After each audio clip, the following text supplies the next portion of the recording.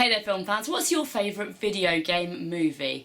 I think mine's probably Pokemon the movie, because I love Pokemon. But this isn't too far off. So today I'm going to talk to you about Angry Birds the movie. Firstly, when I said I'm off to see Angry Birds the movie, I got quite a negative response on Twitter. People were like, oh, don't bother, it's going to be rubbish, that type of thing. Which I thought was, I know that you do make judgments on films before you see them, but I was quite shocked by the general negativity towards this because I didn't think the trailers looked bad. I haven't seen anything saying it's going to be super bad. So I don't really know what the prejudice there is, but guys, chill out, it wasn't that bad really. In fact, I would say it was okay / good. Not great, but, you know, not really bad enough to get angry about. Oh, see what I did there? Oh.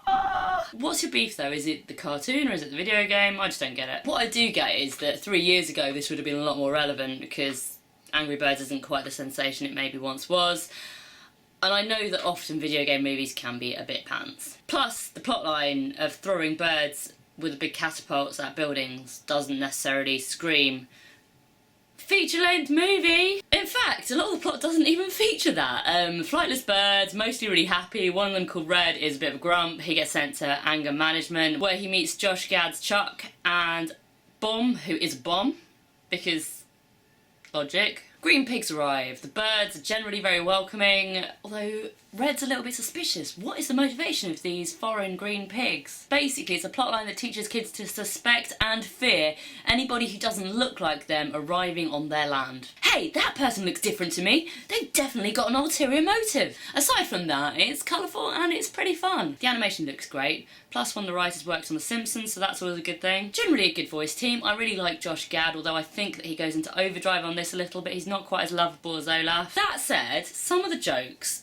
do seem misplaced to me because I don't think that in a kids film you should be making sexual innuendos. There's also a vomit joke, there is a piss joke, you know, some of it for me I'm not sure if it's aimed at the kids so much. So I don't know if they were aiming to attract more of a teenage older audience, but it's definitely going to be mostly little kids watching this, and yeah, I'm not sure that type of innuendo is entirely appropriate. When you replace with pluck, I mean, it doesn't take a massive stretch of the kid's imagination to know what you're meaning. To balance that out, the baby Angry Birds are so bloody cute. They've got these massive eyes and I just want to cuddle them and have soft toys with them all. They're so cute. The script seems pretty all over the place and not terribly well thought through, but the source material here is pretty sparse, so let's give them that one. The funny thing is that the plot actually seems to fall apart at the point where they shoehorn in what the game's actually about, because it's like, how are we going to get these birds to a situation where they're being thrown at buildings?